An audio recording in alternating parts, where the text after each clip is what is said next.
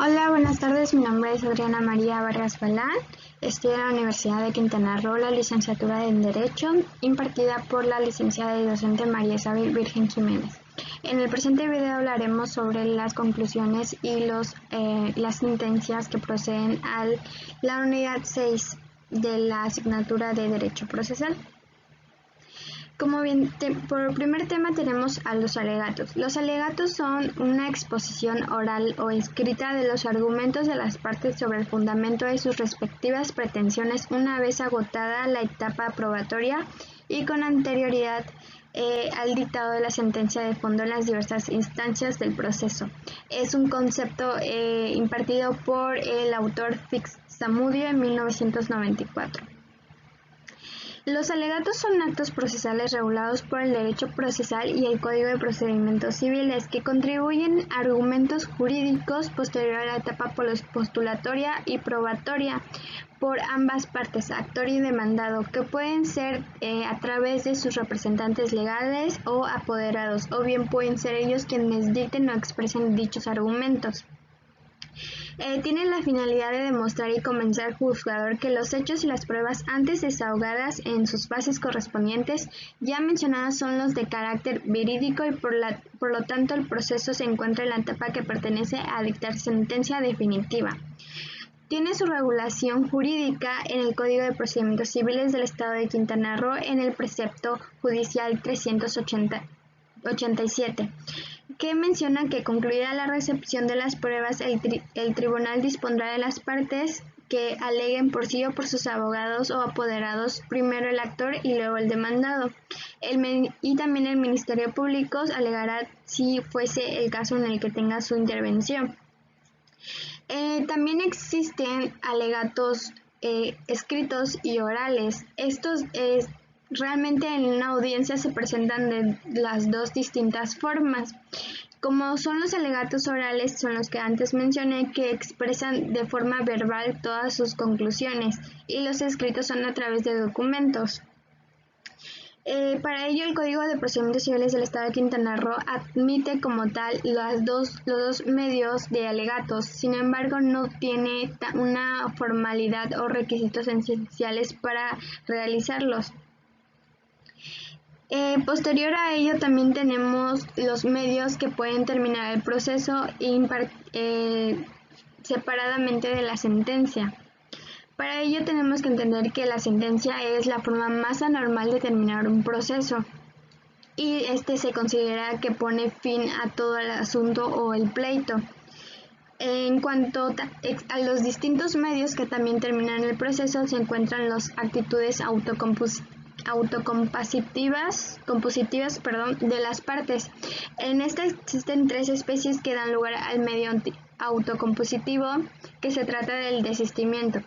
El desistimiento son divididas en tres partes. Se encuentra del desistimiento de la instancia, que puede ser también la renuncia de la instancia, y esta consta de que la parte actora renuncie a los actos procesales, que implica que el demandado haya sido llamado a juicio. Entonces se requerirá su consentimiento expreso para que surta efectos del desistimiento del actor. Básicamente, el actor va a renunciar a todos los actos procesales bajo el consentimiento expreso de su demandado. También existe el desistimiento de la acción, que es cuando el actor renuncia a la pretensión o al derecho del actor, la cual ya no podrá ser reclamada en diferente proceso. En este caso, el desistimiento prospera aún sin tener el conocimiento del demandado. También existe el desistimiento de la demanda. Este consta de que el actor renuncia a la demanda antes de ser emplazado a su demandado. No necesita tampoco el consentimiento del demandado, o se puede realizar aun cuando ya se haya notificado al demandado. En cuanto a sus efectos, el artículo 34 del Código de Procedimientos Civiles de Quintana Roo explica que en todo tipo de desistimiento consta de volver las cosas a su estado natural que tenían antes de la presentación de la demanda, y obliga al que renunció a los derechos, a la pretensión o a la demanda, se obligue a pagar las costas y los prejuicios que le hayan provocado al demandado. También existe el allanamiento. Esta consta de la conducta o la sumisión del demandado a las pretensiones del actor, es decir, que se trata del reconocimiento expreso de todo lo que está alegando el actor por parte del demandado. También existe la transacción. La transacción en el artículo 3131 menciona que es un contrato por el cual las partes, haciéndose recíprocas concesiones, terminan una controversia presente o previenen una futura. Es decir, que las partes se reúnen bajo una previa cita para determinar los acuerdos y los convenios que les favorezca y puedan terminar la controversia sin tener un juicio extenso. También existe la caducidad de la instancia. Este es un modo extraordinario que consiste en la extinción del proceso debido a una inactividad procesal, es decir, que si ambas partes no ejercen su derecho como tal en el proceso o para continuar el juicio, podría llegar a la caducidad del mismo derecho. Por lo tanto, cuando requieran del momento exacto para interponer su demanda, estos ya no podrán ser respetados porque su caducidad ya se venció, por decirlo así. Ahora bien, la sentencia, pues antes habíamos dicho que es la forma más normal del proceso para que termine el proceso. Y como tal, su concepto podría ser derivado a que la sentencia es el acto procesal por el cual las autoridades jurisdiccionales otorgan su conclusión dialéctica sobre un punto controvertido en base a su conocimiento y experiencias procesales. También entendido como sentencia aquel documento que contiene un texto concluido en la decisión emitida por el juzgador, compuesta por diferentes formalidades para surtir efectos en el proceso.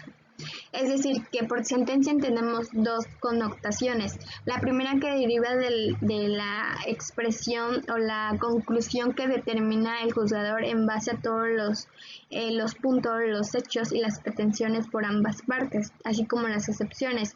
Él va a examinar todos estos puntos y va a determinar una conclusión que deberá presentar mediante un documento escrito en el cual consta de formalidades y requisitos que tenga una expresión definitiva para ambas partes, así como declaración de condenas. Existe una respectiva clasificación de las resoluciones judiciales de acuerdo al artículo 72 del Código de Procedimientos Civiles de Quintana Roo, que son los siguientes. Podemos entender también por sentencia los decretos, que son simples determinaciones de trámite. También tenemos sentencias interlocutorias, que son aquellas que resuelven un incidente antes o después de la sentencia. Están las sentencias definitivas, que son dictadas de primera instancia o de segundo grado, que aparecen de consecuencia de un recurso de apelación. Y también son las llamadas autos, que constan de determinaciones no contempladas. También la doctrina procesal menciona distintas formas. Se consideran también autos definitivos que constituyen un impedimento o paralizan el proceso. También consideran los autos provisionales, los autos preparatorios, que son aquellos que organizan la sentencia. En cuanto a su requisito de forma y fondo de una sentencia, la doctrina procesal determina requisitos formales y sustanciales para la realización del documento de una de las sentencias. Las primeras son las internas, que son las sustanciales. Por ejemplo, una sentencia debe tener la motivación que constituyen en promover, respetar y ejercitar el artículo 14 de la Constitución Política de los Estados Unidos Mexicanos, con el fin de fundar los actos procesales derivados de un juicio por las partes, tanto actor y demandado, así como los órganos jurisdiccionales. También tiene que tener la congruencia, que básicamente se encarga de que la resolución sea en base a la claridad, precisión y conectividad de la conclusión. Y por último tenemos la exhaustividad, que consiste en que el juzgador resuelva la resolución de forma interna, que indique que él deberá basarse sobre otros puntos, que no deberá basarse sobre otros puntos ajenos al proceso y únicamente a solo lo pedido y lo relacionado al pleito. En cuanto a sus requisitos formales, lo podemos encontrar en el mismo ordenamiento judicial, previsto en el capítulo 2, sección segunda, y determina que un dictamen al escrito deberá contener el lugar, fecha, el juez o el tribunal que las pronuncie, el nombre de las partes. Estas deberán ser pronunciadas dentro de un plazo de 15 días contados a partir de la citación para la sentencia. Las sentencias y demás resoluciones serán autorizados por jueces, secretarios, magistrados con firma entera para dictar la resolución. El juez deberá apoyar los puntos resolutivos en los preceptos legales de acuerdo al artículo 14 del Código de la Constitución Política de los Estados Unidos Mexicanos. Por lo que hace a su texto, estos deberán ser claras, precisas y congruentes en todos los respectivos puntos de la controversia de la demanda y la contestación de la misma, así como las pretensiones deducidas en el pleito, mencionando también las condenas si fueran el caso del demandado. Y en su caso el proceso incluye la condena también puede ser de frutos, intereses, daños y perjuicios. En esta se tendrán que fijar todo el importe correspondido a una cantidad líquida, o bien se le establecerán los arreglos que se hayan hecho. Así como en su caso, el proceso también incluye las reglas impuestas por la ley prohíben que el juez pueda desplazar, dilatar ni negar la resolución de las cuestiones que hayan sido objeto de discusión en el pleito.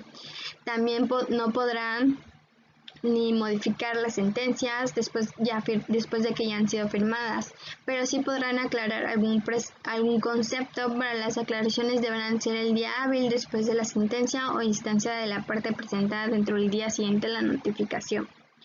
En cuanto a esto, sería la conclusión de todo el tema que hemos visto en conclusiones y sentencias. Hasta luego.